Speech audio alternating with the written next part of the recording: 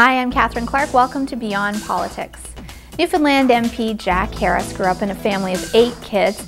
They weren't a family of great means, but an education was important. He ended up studying law, and he never thought he'd have the political touch, but he has ended up spending the past 2 decades serving both federally and provincially. He joins me now to talk about life beyond politics.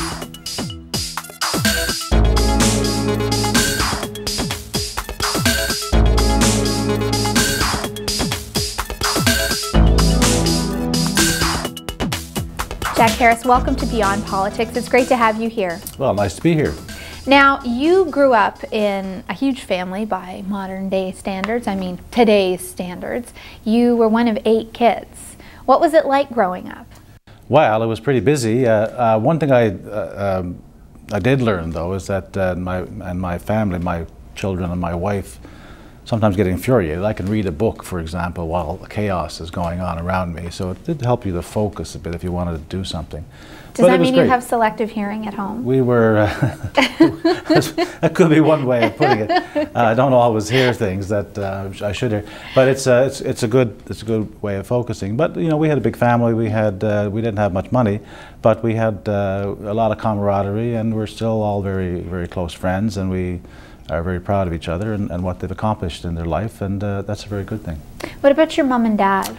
Well, both my parents are deceased. My mother died in 2003. My father died about 25 years earlier.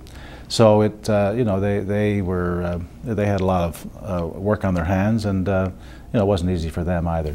What was it like for your mom because she must have had fairly young kids when your dad passed away, or did she? I mean, no. Well, we were, to give you an idea of what life would be like for a woman in my mother's generation. My mother had 8 children in 12 years. I really can't. So imagine. I mean, when today to talk to young women and say, "Hey, this is what my mother did," they just astounded, couldn't believe how you could possibly do it. So you've got to have a lot of admiration for people who can do that, and still, feel positive about life and have a good attitude. And my mother was very keen on making sure we all got well educated, and she was very, she was the driving force in a way to make sure we all, did well with our studies and our life, so that we could make a good life for ourselves. And she was very successful at that. Tell me about this interest in ensuring that you had a good education. Did she tell you that? I mean, did she actually say to you, "I want you to be educated, and that's why this is important," or did she encourage you in other ways? I mean, I couldn't put my finger on it. Yeah. I think it was just an expectation. I don't think there was any question, for example, that I would go to university. Okay, because that was one thing I was wondering about, because you were talking about the fact that you were not a family of tremendous means, and there were 8 kids.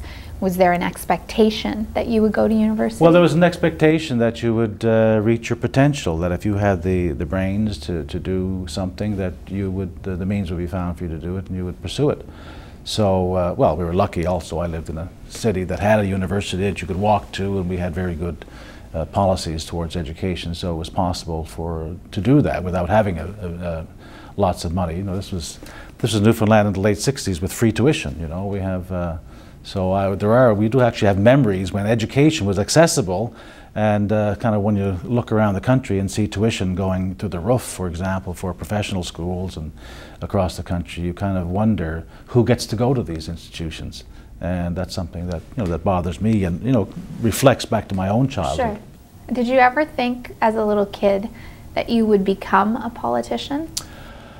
I don't know. I think sometimes you have fantasies about these things, but we were our family was very interested in politics and political debate basically about who I grew up in the era of Joey Smallwood, and he was either someone who you really liked or really didn't like, and our family was one that were very anti-Smallwood and anti the Liberal Party because of the association with Smallwood. So there was a lot of, you'd hear a lot of comment from your parents and things like that, and so what it made for an interest in what was going on in the political world and what was going on outside of your own home and family. Right. So when you decided to go to university, and you did go to Memorial, what did you decide to study? Well, I studied psychology. initially, and that was, I decided I wanted to study psychology. I guess sometimes a teenager is trying to figure out yourself in a way, perhaps. Right. I suppose if I had my time back, I probably would have studied history or something like that. But I ended up fairly quickly into student politics, and that took up a lot of my time at university. I was president of the student union, and I was elected in my second year, actually, and served during my third year. And that was quite a lively time. That was this was, we're talking the late 60s now. Yeah. Really neat that was time a time to be of involved. a lot of excitement, and a lot of interest. The Vietnam War was raging. The U.S. Anti-war movement was very active. The international student movement was very big, and we were affected by that as well. And so it was an exciting time, and a good time to be involved in that sort of thing. You must have had a moment when you decided, okay, what am I going to do next? And you seem to have studied, you chose to study law. Did yeah, you? but not right away. No? So what did you do right well, away? I mean, I went to law school when I was 27. It was 5 or 6 years after I'd graduated Right.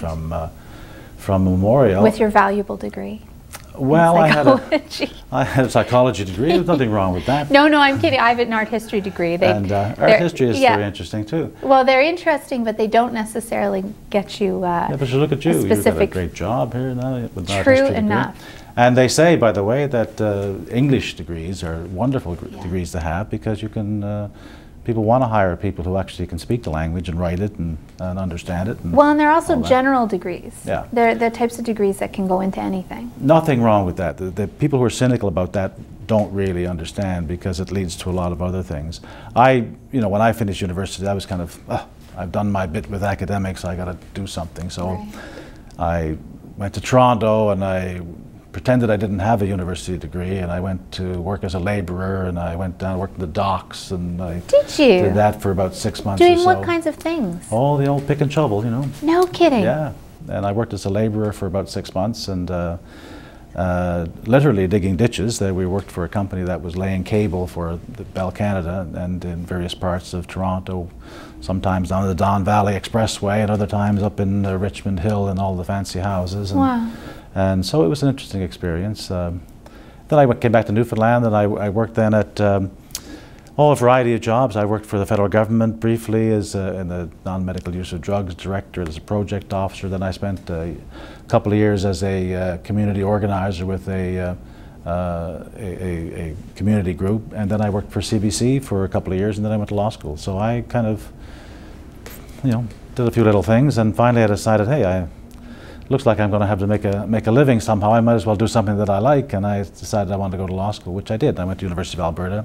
Why Spent Alberta? 3 years. Well, I mean, there's a variety of reasons. You apply to a bunch of law schools, and somebody who lets you in is a very attractive place. And of course, Alberta was a very attractive place. I was also accepted in BC, but my girlfriend was just graduating in Alberta. In the mid-70s was booming, and it was a good place to find work. So I had a great time in Alberta. You did. Now, I spent the first, one of my favorite stories about going to Alberta is that we arrived there, the university started, law school started in the 25th of August, or something like a week before September. And of course, you couldn't get an apartment until the 1st September. And I spent my first week in law school camped in a tent in a campground in the middle of Edmonton. So I have these pictures of me studying my. Why? Why in a tent? You just couldn't find anywhere. No. We traveled across the country, camped across the country to go to law school, and so we were arriving in Edmonton. We had an apartment, and the campground was here, the Rainbow Valley Campground. I remember. Isn't that amazing? And it was kind of neat. Did you ever think of staying in Alberta? Well, I guess I did, and I did, and I didn't. I mean, I had opportunities to stay, I can tell you, but I had an ambition to be admitted to the bar of Newfoundland, just to fulfill the notion that